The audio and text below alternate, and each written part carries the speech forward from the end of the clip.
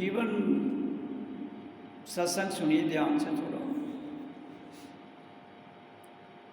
देखो हमें जीवन मिला है जो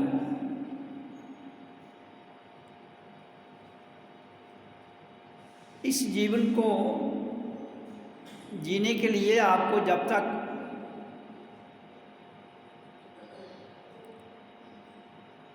अपने आप में नहीं रह पाओगे तब तक कभी भी समझ नहीं आएगी जीवन की। तो अपने आप में रहने के लिए क्या करना पड़ेगा आपको? एक तो शब्द का उच्चारण है, वो तो करना है, और उसके बाद अपने भीतर से निरीक्षण करना।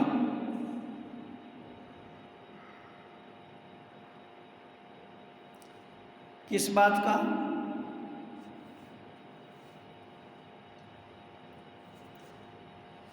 कि मैं इस धरती पर आया हूं तो जहां मेरा आने का मकसद क्या है,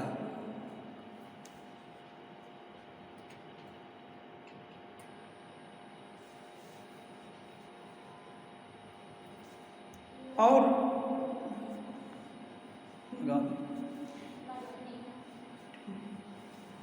तो इसलिए अब अपने आप को ये जानना कि मैं इस धरती पर आया किस लिए हूँ, उसके लिए मैंने कहा कि शब्द की आवश्यकता है और निरीक्षण की आवश्यकता है। हम गलती कहाँ करते हैं? हम दूसरों का निरीक्षण शुरू कर देते हैं। कौन क्या कर रहा है, कौन क्या नहीं कर रहा है, वो कैसे मेरे साथ चलता है, मुझे कैसे उसके साथ चलना है।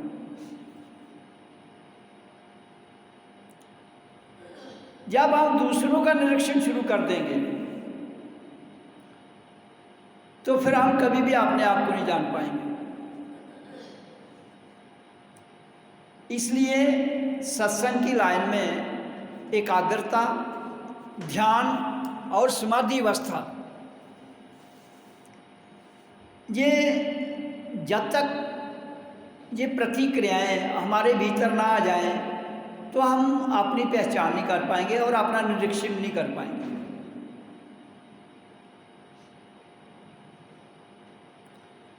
अगर आप बुद्धि से काम लेते हैं, पहले भी बुद्धि से ले रहे थे, मेडिटेशन के बाद भी अगर बुद्धि से काम लेते हैं तो आपकी बुद्धि प्रखर तो हो जाएगी, अपनी पहचान नहीं हो पाएगी। और बुद्धि प्रखर और तेज होने के साथ आप कटाक्ष की भाषा में चले जाएंगे, आप आलोचना के भाव में चले जाएंगे, एक दूसरे की बात को काटना, आलोचना करना, जो कि अपने आप को जानने के विरुद्ध है।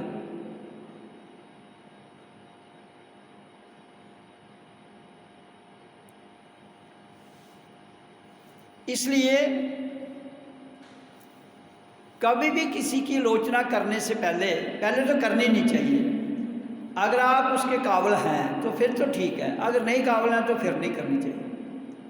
क्योंकि वो दूसरों की आलोचना करने से आप अपना कुछ खो देंगे, दूसरों का तो कुछ बने ना बने वो मुझे नहीं पता है, ना इस चक्कर में मैं जाना चाहता हूँ, लेकिन आप ना कुछ खो देंगे।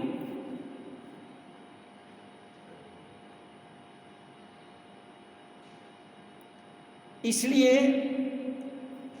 जीवन की धारा जो आपको इस धरती पर जीने के लिए मिली है, उस धारा के साथ रहिए।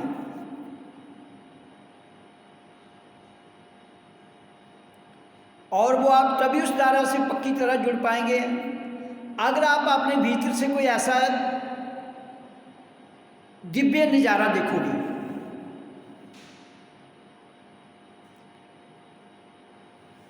तो जब आप अपने भीतर से दिव्य नज़ारा देखते हो तो आपका ध्यान जो है वो संसार से हटकर उस दिव्यता में चला जाएगा,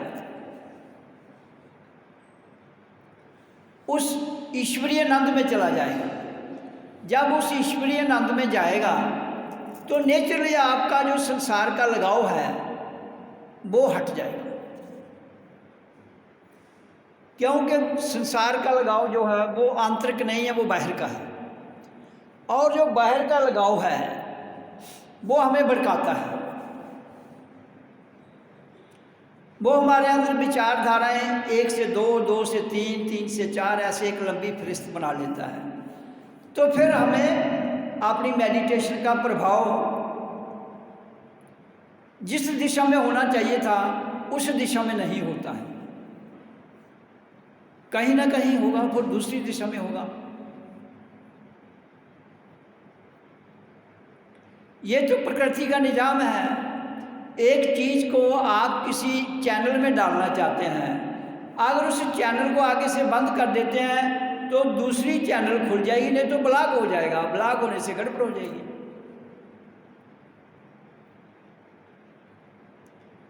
इसी तरह से सत्संग में जो जितने भी सत्संगी आज तक आते हैं, अब 2000 में यहाँ हमारा सत्संग शुरू हुआ था, उससे पहले भी एक दो मेरा हाल 98, 99 में शुरू किया था शायद हमने। तो इतनी देर से आने के बाद अगर आज 2021 हो गए, 22-23 साल हो गए हैं, अगर आज तक हम अपने आप को पढ़ ना पाए, बहुत लंबा पीरियड होता है ये, 20 साल 21 साल,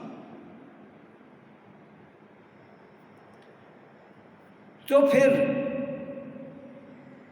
कब पढ़ेंगे?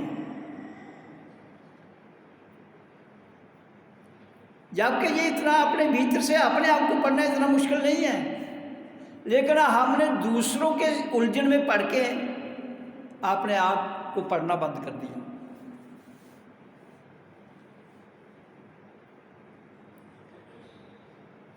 तो इसलिए मेरा सत्संग में कहने का तात्पर्य ये है कि अगर आप इस सत्संग में आ रहे हो, अपने आप को पूर्णता ढालिए।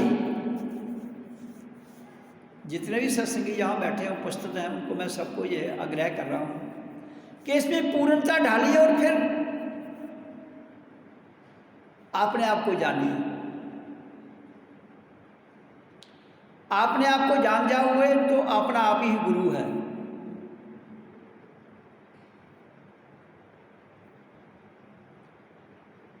क्योंकि अगर अपने आप को नहीं जान पाएंगे तो अपने गुरु को कभी भी नहीं जान पाएंगे।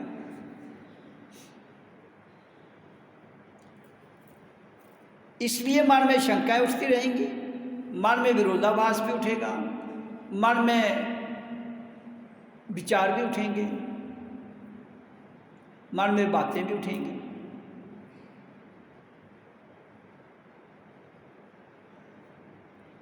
संसार की जितनी भी प्रकृति में शक्तियां हैं, इनका काम क्या है? ये अपनी धारा में चल रही है। पृथ्वी अपनी धारा में घूम रही है, सूरज अपनी धारा में खड़ा एक जगह रोशनी और गर्मी दे रहा है, चंद्रमा अपना प्रकाश दे रहा है, हवा चल रही है, पानी बह रहा है,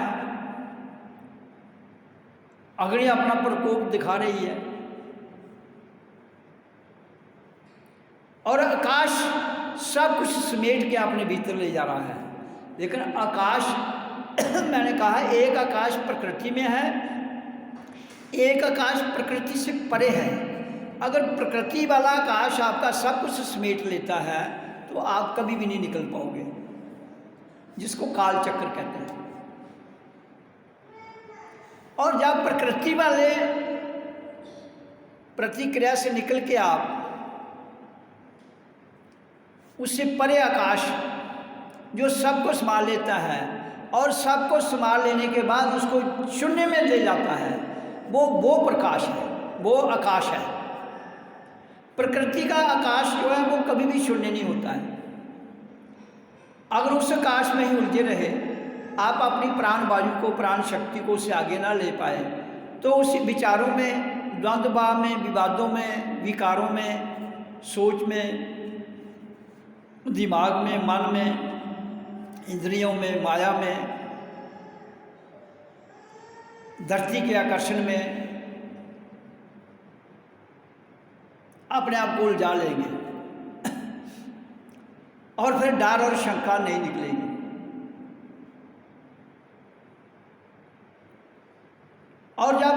प्रकृति के आकाश से परे चले जाते हैं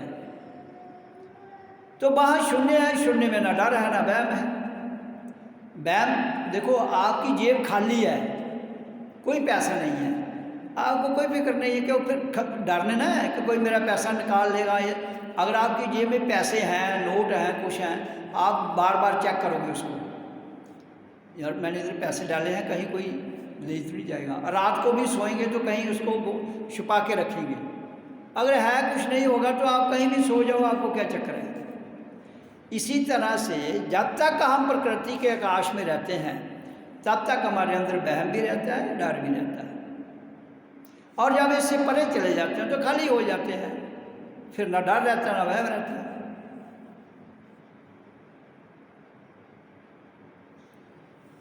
तो इसलिए पिछले रविवार को मैंने कहा था अखंड उच्चारण करना है, सबको आना चाहिए। कितने लोग आए? अब प्रश्न ये नहीं है कि हमें टाइम नहीं मिला, ऐसा कुछ नहीं है। लगन, ये सब लगन की बात है। लगन अपने अंदर एक ऐसी भावना,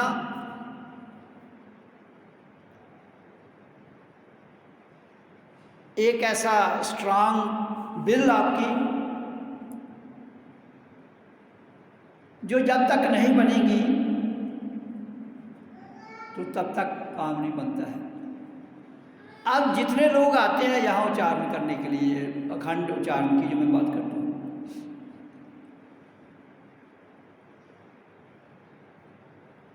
वो अपनी पूरी दिल से आते हैं या मजबूरी से आते हैं या किसी और कारण से आते हैं, ये उनको पता है।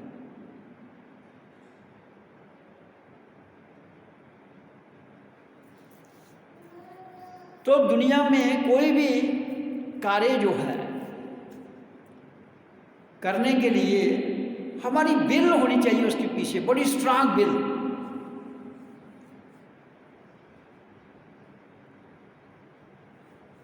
तब जाकर हम अपनी मंजिल मकसूद तक पहुंचते हैं।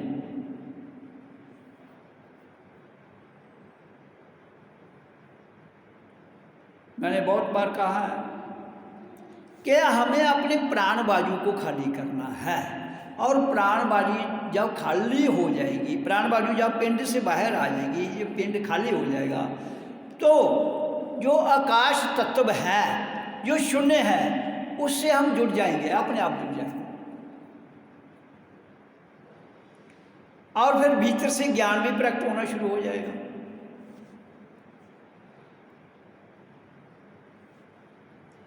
भीतर से हमें दिव्य डिवाइन पावर भी नजर आना शुरू हो जाएगी।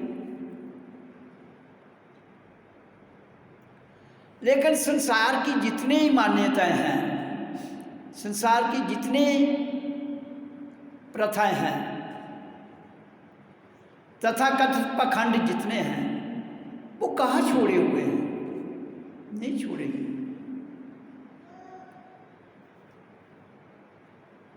आप छोड़ना चाहते हुए समाज आपको नहीं छोड़ने दे रहा। क्यों? आप समाज का एक हिस्सा हैं। जब समाज को अपना हिस्सा बना लो, फिर आप छोड़ सकते हैं। जब तक आप समाज का हिस्सा बने रहेंगे, तब तक समाज आपको दबोचेगा, तब तक हर कोई आपको दबाएगा। और जिस दिन समाज को अपना हिस्सा बना लेंगे तो आप राजा बन जाएंगे।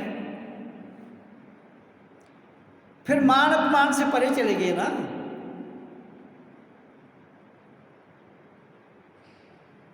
अभी तक तो हम मान अपमान से नहीं निकल रहे हैं।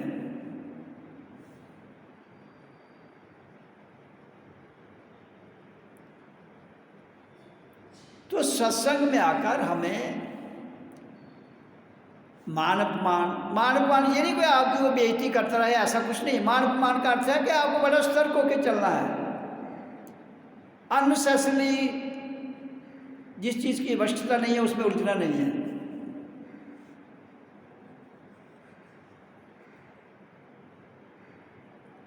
लेकिन भारत में इतनी मान्यताएं हैं कि किसी न किसी इंसान को कहीं ना कहीं बांध के रखा है।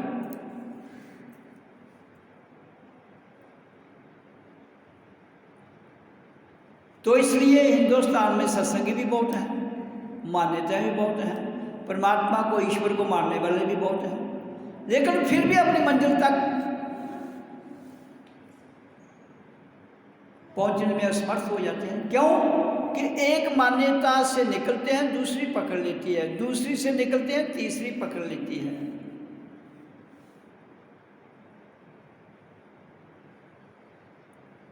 मैं बहुत बार कह चुका हूं, फिर कह रहा हूं, अपने भीतर के ग्रंथ को पढ़िए।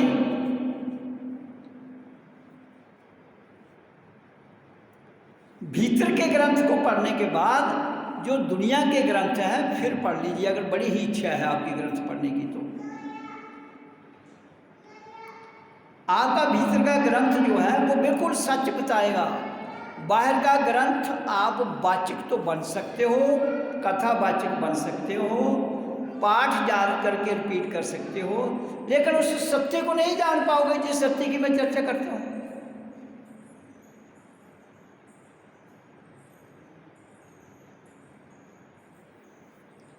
तो सत्य को जानने के लिए आपको अपने आप को ही पढ़ना पड़ेगा 24 घंटे। मैं कौन हूँ, कहाँ से आई हूँ, कहाँ जाना है, किस लिए आई हूँ।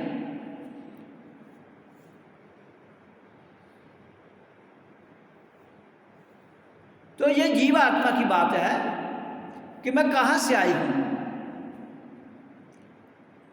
वो जानने का प्रयास कीजिए। आप और उलझनों में पड़ गए हैं, छोटी छोटी बातों से विचलित हो जाते हैं, वादों विवादों में उलझ जाते हैं,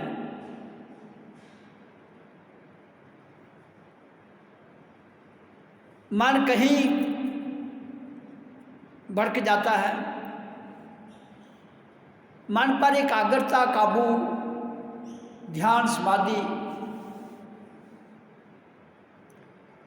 ये सारी अवस्थाएं हैं। इन अवस्थाओं से परे जाकर जब तक हम प्रकाश, स्वयं में प्रकाश और स्वयं में ध्वनि आपके भीतर से चलनी चाहिए। आपके भीतर से स्वयं में प्रकाश प्रकट होना चाहिए, आपके भीतर से स्वयं में ध्वनि चलनी चाहिए।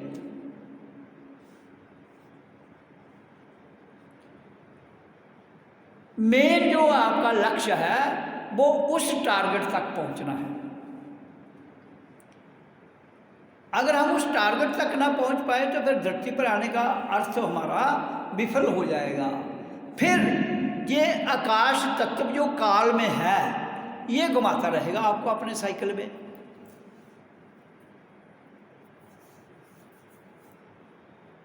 बातें आ जाएंगी, बुद्धि विकसित हो जाएगी आपकी, लेकिन किस में? काल में। काल से परे नहीं। काल से परे बुद्धि है ही नहीं, वहाँ दिमाग नहीं है, बुद्धि नहीं है, वहाँ ऑटोमेटिक सिस्टम है। आप सोचोगे कि अगर मैं काल से परे चला गया, बुद्धि भी नहीं, वहाँ दिमाग भी नहीं, वहाँ कुछ भी नहीं, तो हम करेंगे क्या? लेकिन ऐसा कुछ नहीं है। जहाँ कुछ नहीं है वहाँ से ही समर्पित भाव होता है, तो फिर आपका हर कार्य अपने आप सिद्ध हो जाता है। कर्म तो करना है, कर्म तो नहीं बंद करेंगे हम। जब तक शरीर है कर्म करना है, जब शरीर चला जाएगा तो कर्म अपने आप रुक जाएगा, आपको रोकने की जरूरत नहीं पड़ेगी। तो ये कर्मण्य से अधिकारे मां फलितु कदाचन, कहते हैं कर्म करना हमारा अधिकार है और उसका जो फल है उसको मांगने की जरूरत नहीं पड़ती है। कर्म स्वयं आपका फल आपके सामने प्रकट कर देता है। लेकिन आप कर्म किस शिद्दत से, किस लगन से, किस अंतःकरण से कर रहे हैं वो आप पर निर्भर करता है।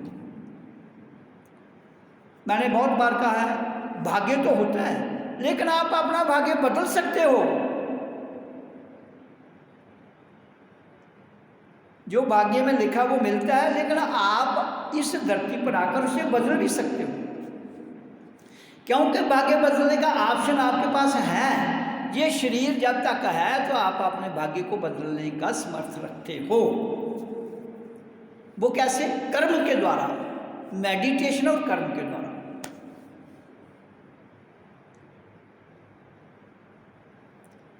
तो इसलिए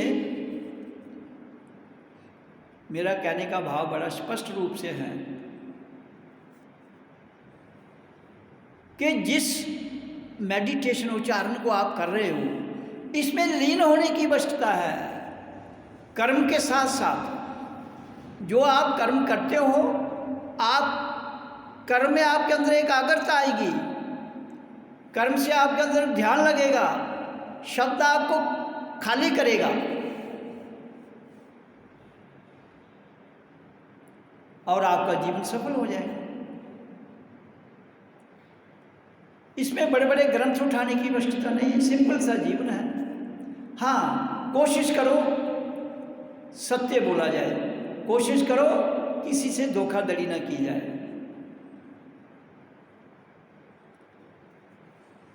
किसी को चीट ना किया जाए,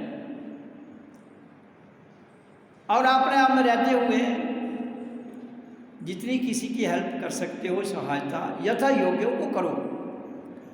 मुफ्त की अगर कोई काम नहीं कर सकते हो, आप मत कहो मैं ये कर दूंगा आपका काम, ये कर दूंगा, ऐसी बातें मत कहो, उससे आपका सारा सिस्टम गड़बड़ हो जाएगा। जिसे आगे लारा लाना डोगरी च, किसी को लारा मत लगाओ, जो हो सकता है वो करो, नहीं तो सत्य बात कह दो, भाई ये मेरे बस की बात नहीं है।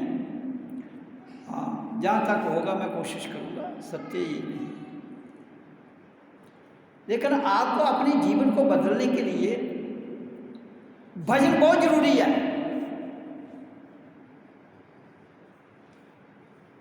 नहीं तो संसार में इतनी शक्तियां हैं जो आपको क्षण क्षण में धकेल लेंगी काल में। मैंने कहा ना, जो आकाश तत्व प्राण वायु वाला जो पिंड हमारा है, ये खाली ना हुआ तो इसके अंदर एक विचार थोड़े है। अभी एक विचार है, कुछ बाहर जाओगे दूसरा विचार, थोड़ा 2 कदम आगे जाओगे तीसरा विचार, घर पहुंचते और चौथा विचार, और घर वाले मिल जाएंगे जब तो उनके और विचार, आप तो उलझ जाओगे। इसलिए संसार की बातें कम सुनिए, अपने भीतर से मंथन कीजिए, निरीक्षण कीजिए, अपनी बात सुनिए, और अपनी बात भी कब सुननी है? जब आप मेडिटेशन करते हो और अपने आप में शांत हो जाते हो। तो अगर मेडिटेशन करके शांत नहीं होंगे आप, तो फिर क्या करेंगे? फिर तो परेशान हो जाएंगे, फिर आप परेशान हो जाएंगे, और अगर परेशान हो गए तो फिर भजन नहीं होगा। मेडिटेशन एकांत शांत और अपने आप में ठहरने का मार्ग है, जिसमें आप उस लौकिक दुनिया में उस दिव्य शक्ति को, जिसको ईश्वर, भगवान, परमात्मा, खुदा, अल्लाह, वाहिगुरु, अलग अलग नाम दिए गए हैं, लेकिन वो एक ऊर्जा है।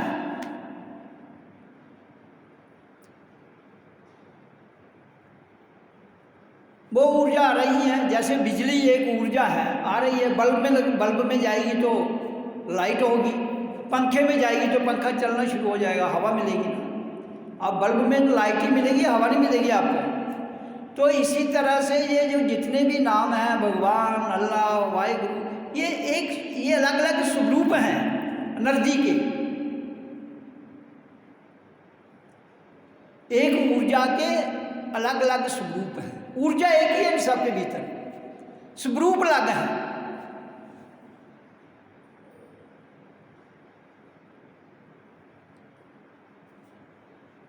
और जो उस ऊर्जा को अपने सत्य लोक जहाँ तक ले जाता है, वो सच्चाई को जान लेगा। इसमें कोई आपको भगवी कपड़े पहनने की, कोई ड्रामाबाजी करने की आवश्यकता नहीं है। सिंपल जीवन है, जैसे आप जी रहे हो जी, जैसे आप रह रहे हो यहाँ रह रहे हो, ठीक है।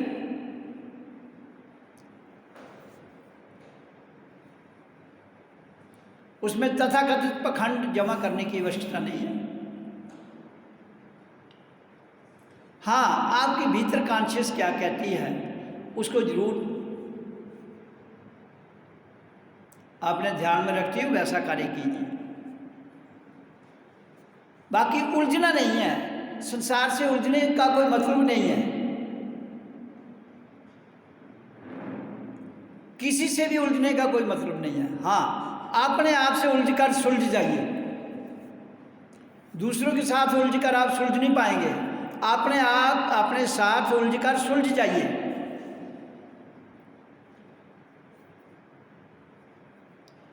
तो इसलिए मैं कहता हूं कि आपका गुरु, आपका ईश्वर, आपका अल्लाह, आपका परमात्मा, आपका भगवान आपके भीतर है। हर शक्ति आपके भीतर है। नाम आप कुछ भी दे लो उनको, है ऊर्जा। अब मूलाधार में ऊर्जा का अपना काम है, अनाहत, मणिपुर, आज्ञा चक्र, वही ऊर्जा ऊपर को जा रही है, ऊपर उसका कार्य बदल जाता है। मूलाधार में उसका काम कुछ और है, ऊपर कुछ और है, ऊपर कुछ और है, यहाँ हो रहा है, इसी ऊपर जाते जाते यहाँ कुछ और हो जाएगा। ऊर्जा एक ही थी, लेकिन उस ऊर्जा को जिस स्थान पर ले गए वहाँ उस ऊर्जा का कार्य जो था, कार्यशैली उसकी बढ़ती गई। तो जब किसी चीज़ की कार्यशैली बढ़ जाती है तो क्योंकि शरीर आपका एक लैब है, लेबॉर्टरी है ये, तो इस लेबॉर्टरी में आप बैठे हुए हैं, जो खोज करते करते आप ऊपर जाते हो तो आपको पता लग जाता है कि अब मेरी क्या परिस्थिति है, मैं कहाँ हूँ, मैं कहाँ स्टैंड कर रहा हूँ। और जिस व्यक्ति ने ये रास्ता तय कर लिया हो वो आपका गाइड हो गया, उससे सलाह ले सकते हो।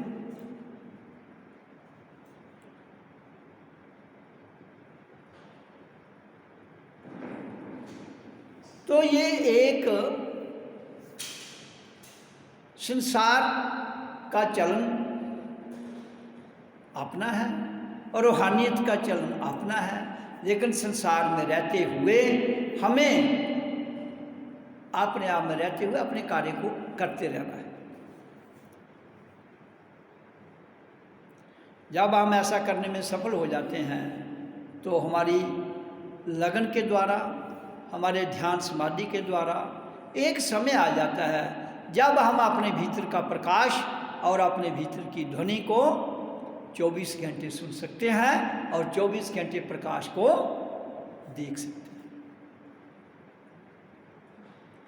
ये रूहानी यात्रा है जिसकी मैंने चर्चा की। तो आप तो यहाँ रूहानी यात्रा के लिए आए हो ना,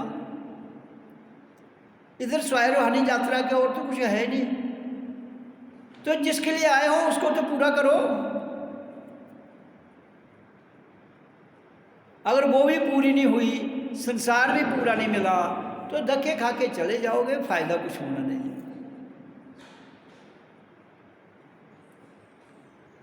जब समुद्र में कूद ही गए हो तो गोते तो लगेंगे, तैराकी आ जाएगी, गोते भी लगेंगे, और गोते खाने के बाद आदमी तैराक बन ही जाता है एक दिन। लेकिन अगर लगन सच्ची है, लगन पक्की है और ज़्यादा सोच विचार आपके भीतर नहीं आता है, तो ये सब संभव है। इसलिए जो वाणी मैंने आपको सत्संग में सुनाई, ये मेरा क्रियात्मक जीवन की वाणी आपके समक्ष रख रहा हूँ। इससे आप भी अपना क्रियात्मक जीवन बनाकर इसी वाणी के द्वारा और अपना प्रत्यक्ष रूप अपने भीतर से अनुभव करते हुए आपको पूरी समझ आ जाएगी। फिर ना कोई गुरु ना कोई चेला, फिर सब के सब शिष्य हैं, गुरु कोई नहीं।